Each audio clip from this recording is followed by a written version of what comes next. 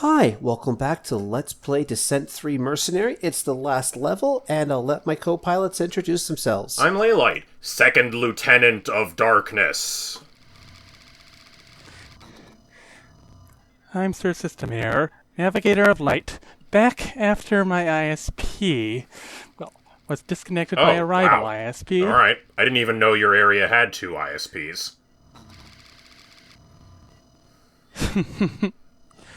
Well, today's mission is, we have to set up the bomb. We have to set us up the bomb, and we have to blow up the PTMC headquarters, the event that occurred between levels 4 and 5 of the base campaign. Alright, we are on the way to destruction. Make our time. Ha ha ha. But so far we're just getting some panoramic shots of places I will be shortly flying through. And, you know, this line here just... I keep expecting the pyro to be longer, but it's such a square when you're looking at it from above. Well, I guess it really does look like the icon, doesn't it? Yeah. It does.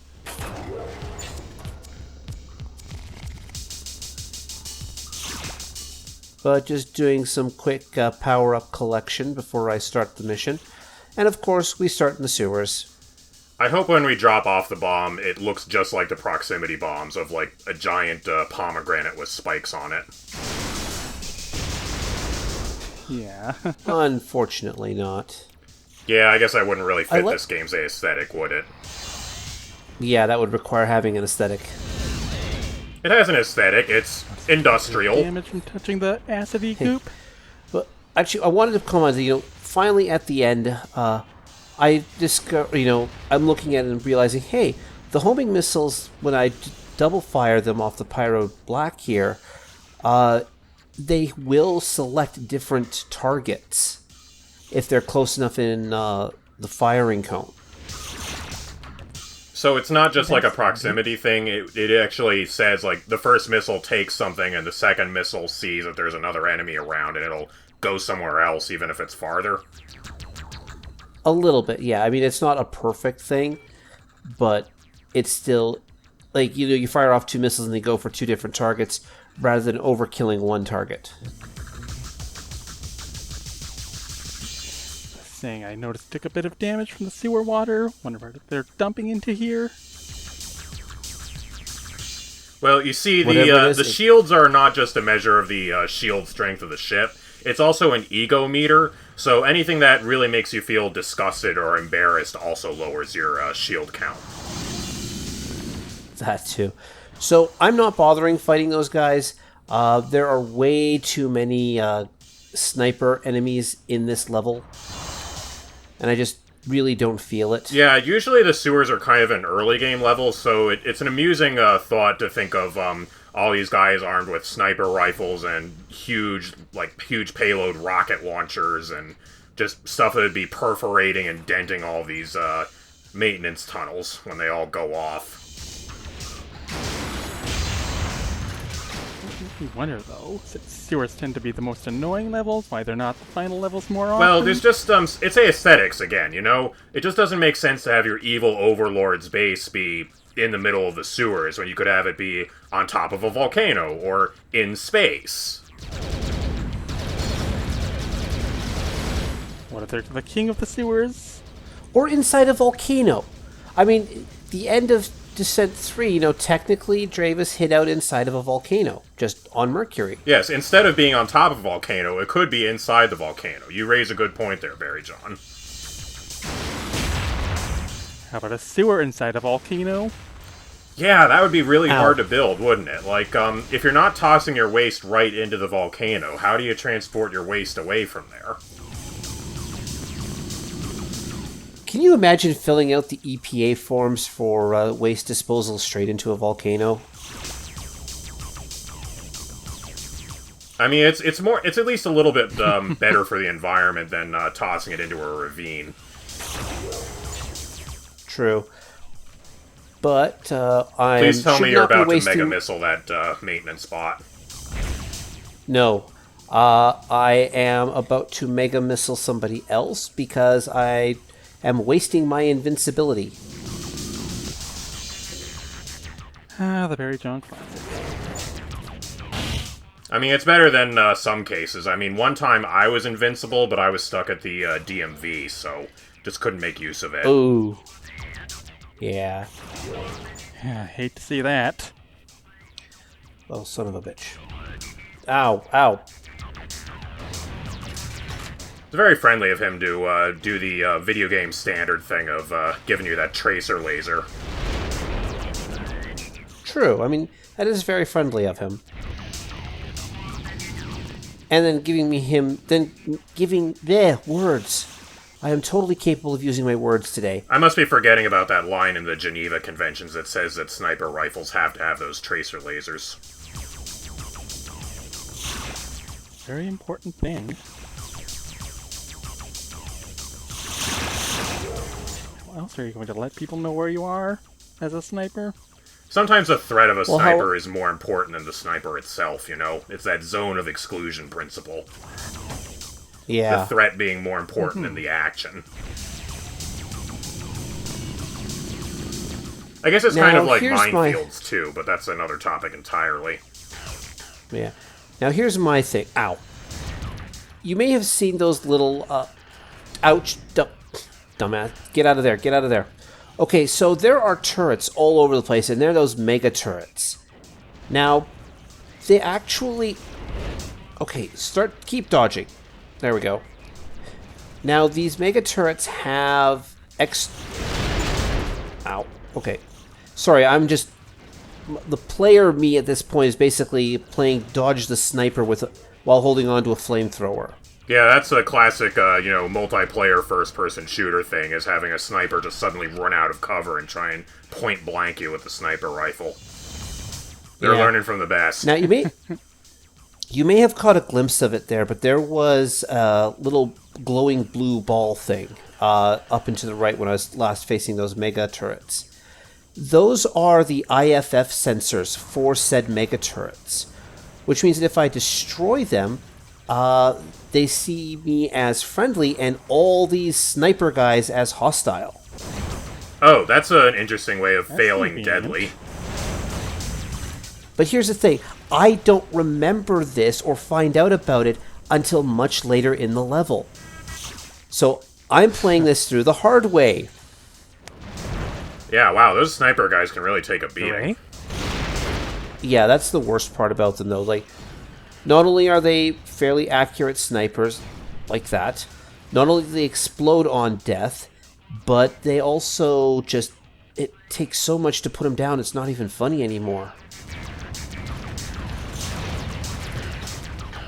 Yeah, I mean, I guess that's an integral part of any final level, is having a varied set of enemies that kind of play the rushdown role and keep you moving.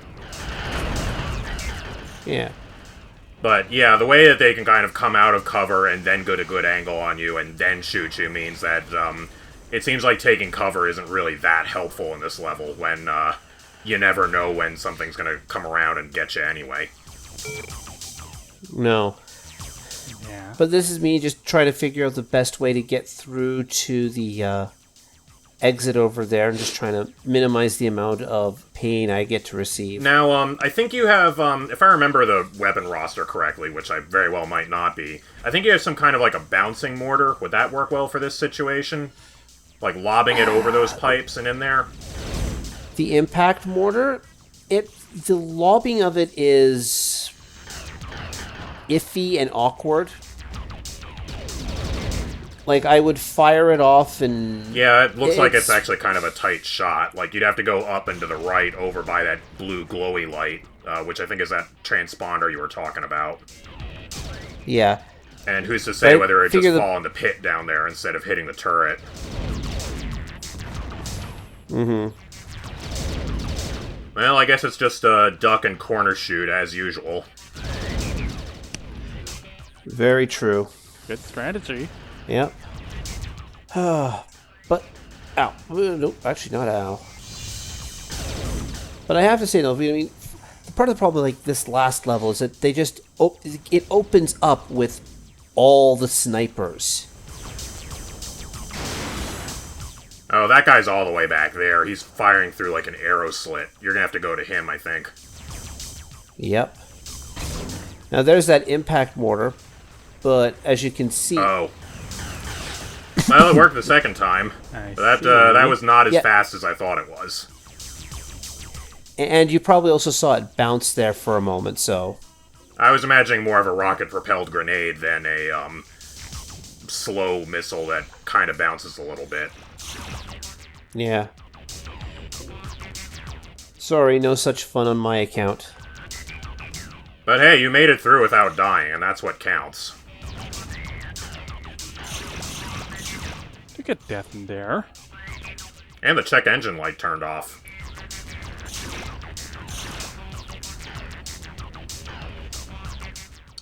So now that you actually have some space to work with, now you have a lot more choices as to where to take cover. True, but in this case, it's a case of don't bother fighting, just keep moving forward. Well, which way is forward, then? The place with more enemies. Because of course it is. Yeah, and I'm just looking at this rangefinder here going, yeah, what the heck is with this guy? That guy is... I think he's flying in a regular pattern, so you might be able to snipe him if you time it right, but that seems like a lot of work to go through.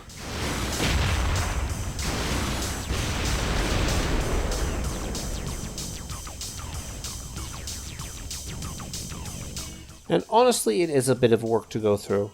Of course, I'm still keeping an eye on my shield score because with all these snipers... Seriously, that guy just knocked 45 shields off of me with basically a glancing hit. Oof. Yeesh. Yep. And now you're Yep. dead. Didn't cover that angle. At least I respawned right by the... Yeah, I get the itself. impression the developers knew how annoying these enemies were because there's no spawners around. So they're letting you, like, if you die once or twice, you can still clean this area out eventually. Yeah. Maybe they're saving that for the latter half. So, yeah, they're... I don't think they're being tremendously unfair. It's probably just that these sniper enemies are a little bit overtuned. And that might be... I mean, we're playing on easy mode, so I imagine that on horrendous or fiendish or whatever the highest level is, those guys are probably a menace.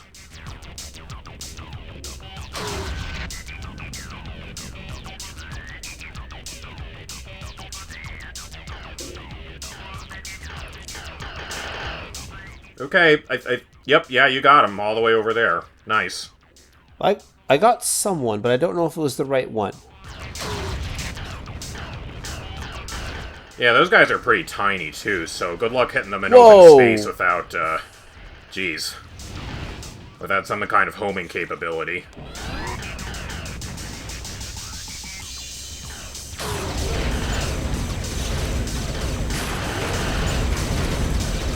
Yeah, that's what this game needs. The homing plasma cannon. Actually, I wonder if the Omega Cannon would clean those guys up if you could get close enough to them. Honestly, I'm too dependent on the... Ow. I'm too dependent on the fusion beam as my gun of choice to really experiment. Because it's a weapon that I know. You know how much damage it does and how quickly it'll take down an enemy if you can hit them. Yeah. The trouble is hitting them. Ow. That's what really makes the common DPS or damage per second such an unreliable measure in games where you are not always constantly hitting your enemy, because then that always brings in the question of, well, how often is that DPS actually applying? Yes.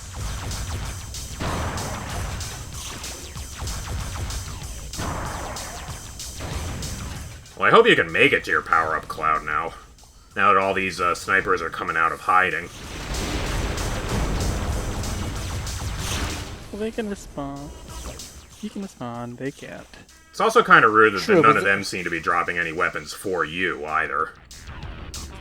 To be fair, all they'd really drop are flak missiles and ammo for the sniper rifle. Okay, well, the missiles are better than nothing.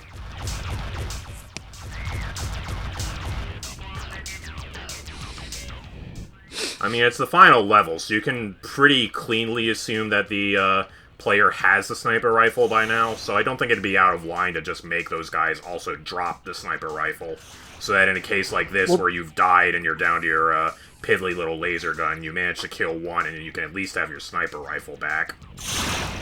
Well, don't forget, there was a mass driver in the opening room as part of the power-ups that I tried to collect, but couldn't because I was already full of ammo and whatnot. Yeah, so they're designing this level around the assumption that you have all of your weapons, or at least that sniper rifle. But it doesn't help any if, as you said earlier, you can't hit anybody. Yeah, it seems like your best bet would be to try to snipe the turrets, and the turrets can... you'd have to comment on this more than I could, but they seem to be able to see you from pretty far away, too. Of course, we just hit that switch that triggers them into being attacked. Yeah, true. Like you did. But the thing about the turrets is that they don't have like a discrete camera. They have their entire hitbox to determine line of sight to an enemy.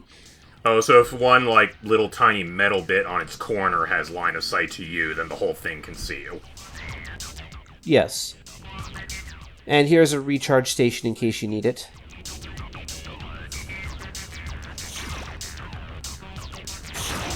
And yes, that was a case of friendly fire taking the other guy out. Wow.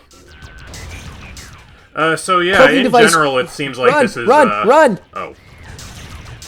What was that? Sorry, like, that's a cloaking device. I know, I'm not interested in fighting, I'm just running. Yeah, I can't blame you. So, yeah, it seems like you have three options here. It's like, taking out those switches if you happen to know about them, or assume that they are something that can be blown up. Did the mission profile say anything about them? Nope. So yeah, you can experiment with, is this thing shootable or not? An issue of conveyance this game has tried to help out with a little bit, but doesn't get always right. You can try and fight everything, which is what you're doing now, or you can try and sneak past. Like, if you know where to go and just gun the afterburner, I guess. Yeah.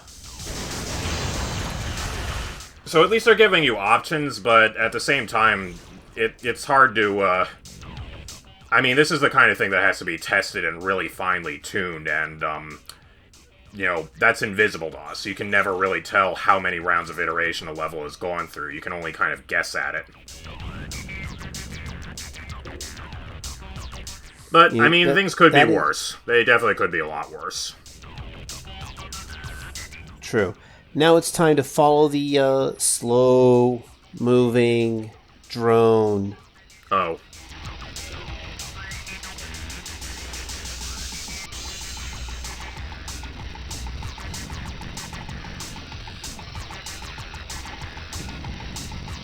Good thing they cheaped out on the scanners, I guess.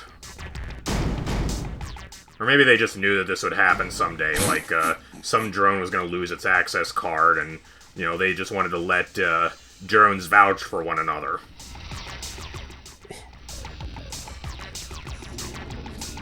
Now, in order to advance, I need to keep following this drone up, but I'm just going to take a quick spin around this room. I guess that must be that elevator they were talking about. Yeah. That door is locked, but I can tell you is that basically that door is the way out of the level. Alright, well, we missed the bus. We're going to have to wait for the next bus to arrive.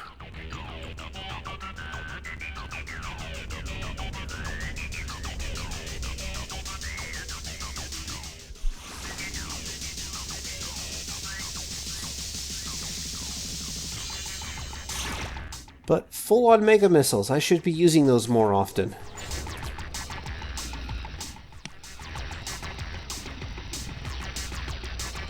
Mega Elixir syndrome. Hey, destroying your enemies is the best form of healing. It's gonna hit It's you preemptive care.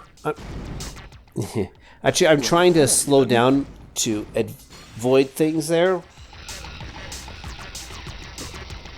because don't forget, like, you maintain your velocity after you get ejected from a elevator like that. And now this atrium, that's... Alright, now we got enemies. We've set the score. Now we know, Well, actually, this is a different design than that level we were just in, at the end of that first elevator, so never mind then. You are thrust into a situation. Now, deal with it. Deal with being surrounded. Actually, the enemies do kind of seem to be clustered in 2 different locations, looks like. Yeah, a bit. But fortunately, I'm now invincible again, so I can just charge! Yeah, there we go. Which doesn't help any if I'm still getting knocked around by the snipers. Yeah, see, this is how hard they are to hit. They are dodging your shots, and even when you don't have to worry about dodging yourself, it's hard to get a bead on them. Very true. Maybe it might be worth switching to the Omega or the, that blue, EMF gun or whatever it's called, just so that you can be sure of hitting them.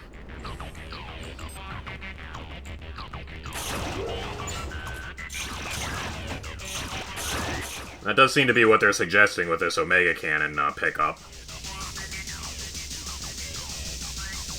That might have been a good idea, except I'm not really a fan of the Omega Cannon in this game. Alright, I mean, that's fair.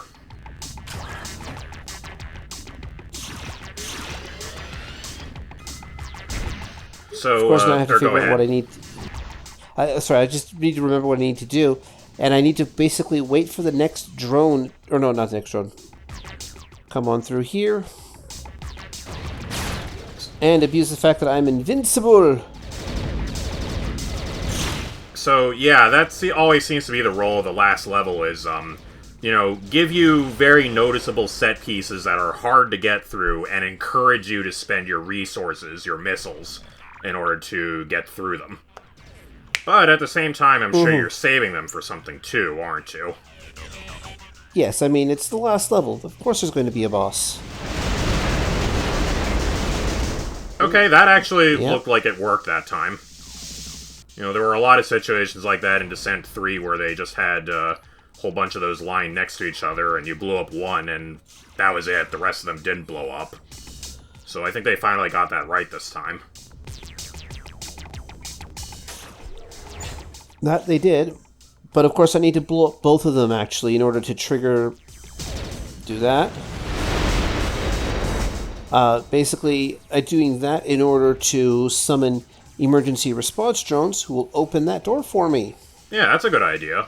In fact, the only way that could have been better is if it set off sprinklers. I mean, it's not like they don't have the raindrops hitting your windshield down pat.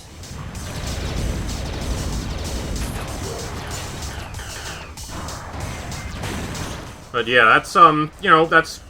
It's a solution that makes some amount of sense. That's something you could do in, like, a Metal Gear Solid game to get past a door you can't open yourself. Mm-hmm. And you can see how I hid behind one of the IFF for the mega turret there. Oh, I'm sure that's just a bit of scenery. I mean... It's been a piece of recurring scenery, so that's at least a clue that something's up with that, but it looks like a glowy bit is what it looks like. Yeah, because I mean, there are glowy bits around, they're just lights on the floor.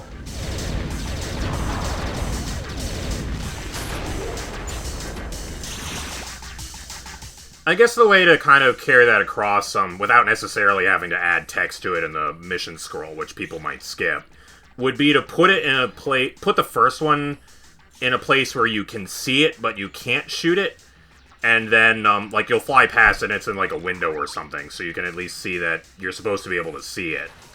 And then maybe put, like, 1 or 2 in places where you're likely to accidentally blow them up, so then you can trigger, like, messages or guidebot messages that, that something good has happened because of it. Then you can move on to putting it behind cover or guarding it like that and putting it behind scenery where it's harder to get that shot on it. But it's still very rewarding if you do. Or make it more obvious that it's a sensor, like if it was a little rotating radar dish, for example. Like, Yeah, or make it shaped like might- a security camera, you know? Those things that people love Yeah. blowing up. Yeah, especially considering we've already been taught to blow up security cameras in this game. Yeah, it's true. They had a different model and everything. They looked like security cameras. Oh well. I mean, the fact that the level is possible and sort of reasonable to do, even without doing that, does speak to at least the tolerances involved, I guess. Hope goes on.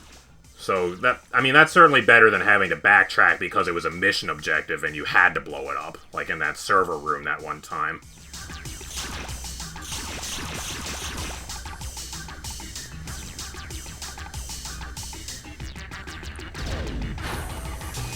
Now, this room gave me a headache for a little bit because I didn't realize that what I needed to do was drop my mine into the little pickup area down over here, the little purple pickup zone. Oh, we're about to drop the bomb off? Yep. The dropping off of the bomb that will go straight to the president of the PTMC, his office. Oh yeah, that's right. I forgot about that plot point. We just had to, get or take a promotion rather than receive a promotion. Yeah. Yeah.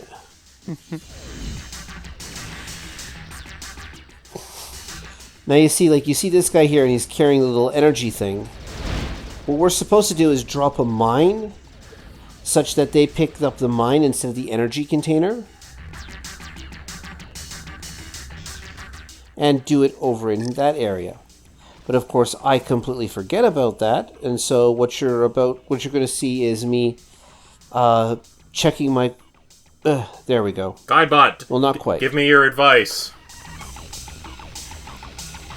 And the Guidebot's advice is go right back to the start. Okay, we're at the goal.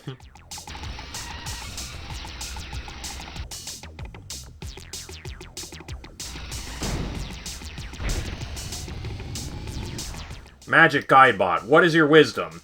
Try again tomorrow.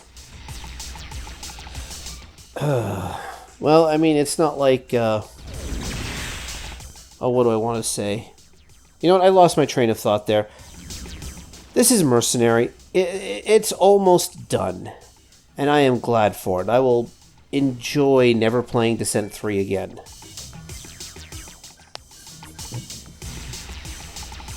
I mean, you can say whatever you like about it. At least it is a Descent game. Yeah. Also, the level geometry is clipping through itself. Oh.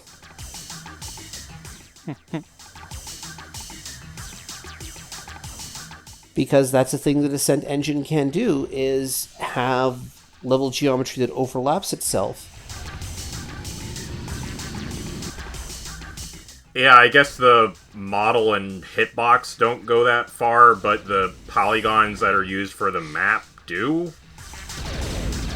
I don't know. It's something that gets... It's basically a glitch in the way the engine works that dates back to Descent 1 and Descent 2. And they've been used to great effect by those must be part of a builders. different sector. Yeah, they're technically part of the upper floor, but because we're not on the upper floor, they're not being rendered. Yeah. Ah.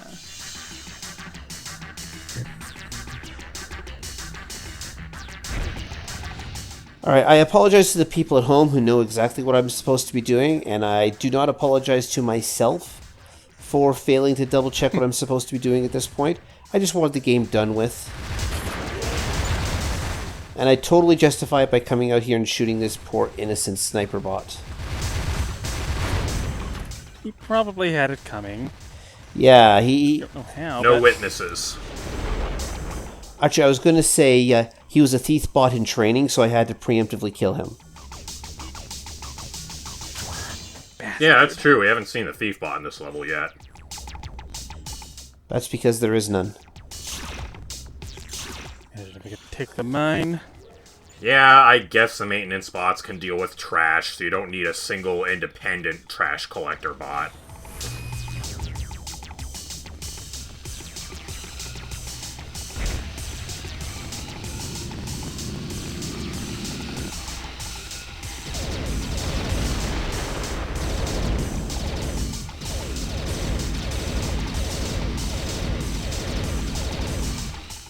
bots seem very durable. They are, but I mean, they're NPC bots. They must have made this it out of point, the I'm trying same to- armor that's on the front of the final boss of Descent 2. Hmm. Whatever that stuff is.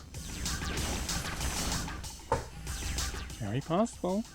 Yeah, and that is me basically going, okay, what do I need to do? What do I need to do? Blow that up. Make sure I have the remote bomb selected. And drop it off. There.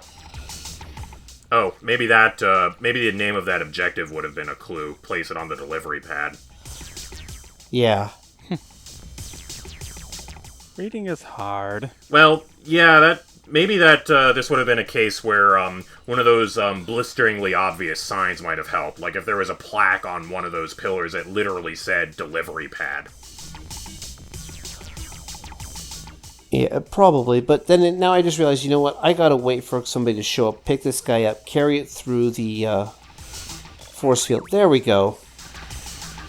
Get to a safe distance and it will detonate automatically. Okay, what is minimum safe distance? 3 light years. Unfortunately, I don't have an FTL drive in this ship, so I can't jump to Zeta Aquila. Wait, I was at Zeta Aquila already. What am I talking about? Well, I gotta say, it basically, was nice having the Earth while it lasted. Yeah. But hey, at least there'll be a hyperspace bypass soon.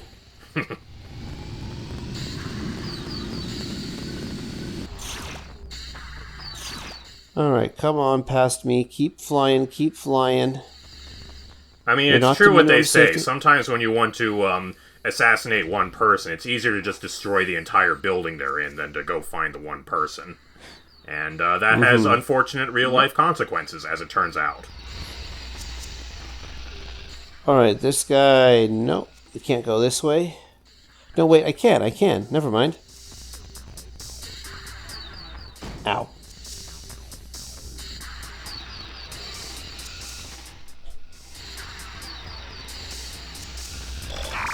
And... Ah, now we can trigger the cutscene. By flying into the... Yep.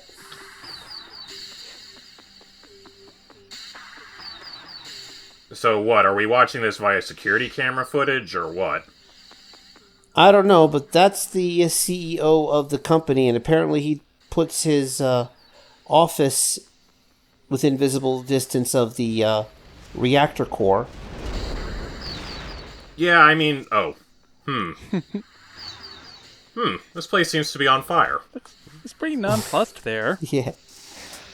Like, he had no reaction. I mean, there. I can understand putting your office right next to the reactor core, but, does it have to be so bare metal like that? That was a really Suzuki is bare-looking dead? office. Time to leave.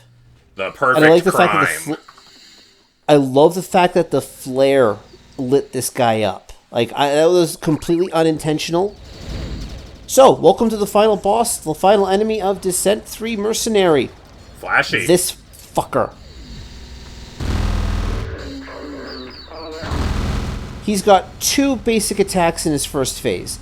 You saw the wide-angle shots that he had earlier, or that he has now. And they're pretty... I can see that circle decently strafing powerful. him will not work, at least unless you're doing, like, some kind of fancy tricording or something. Yeah. But you can also see how he's throwing out all the ammo out his side as he fires off. I think that's a nice touch.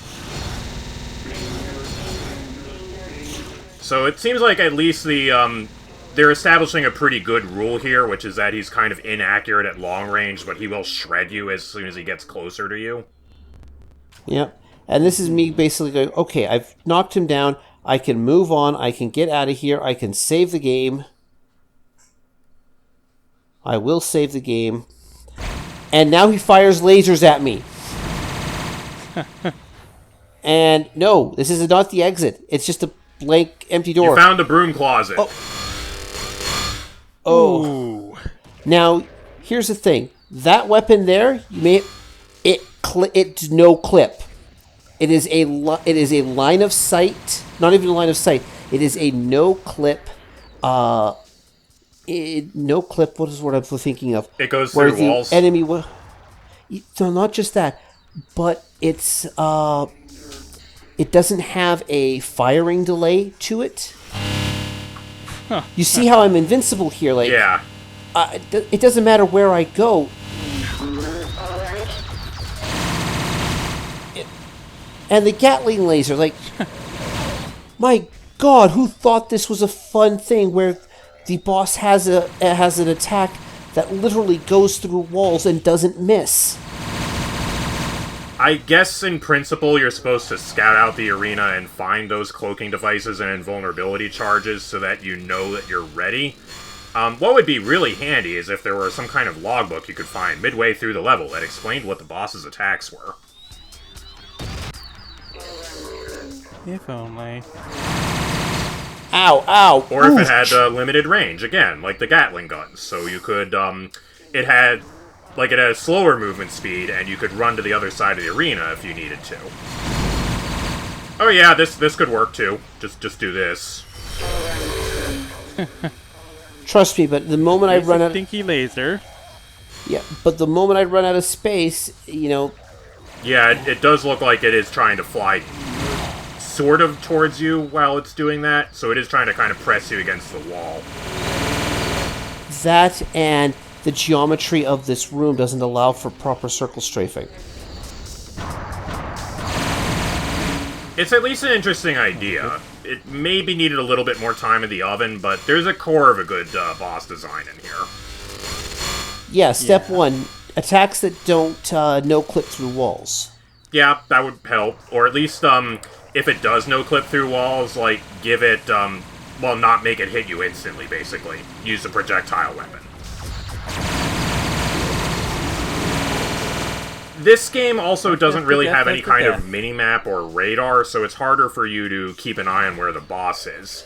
And while that wasn't such a big deal with Descent 1's boss design, or Descent 2's, it's obviously more of an issue here, where you need to know exactly where the boss is. Yep. Oh, hey. Okay, he's on fire. He's on fire. Maybe this is it. Maybe he's dead now. It's spinning around. Seems to be shooting everywhere. It's in Death Blossom mode. It's in Death Blossom mode. It's shouting That's what error. it's doing. Okay, finally, it's done. It's dead. Can I leave now? Well, you're not leaving through the broom closet. Oh. Trippy. Trust me, that is the... I don't know why it's doubled up like that, but... Ladies and gentlemen, that's the end. That's it? That's it. That's there disappointing. There's no credits, no after, just this. That's it. That looks like a placeholder I am for... fucking done with this! See you all in Good Overload. riddance.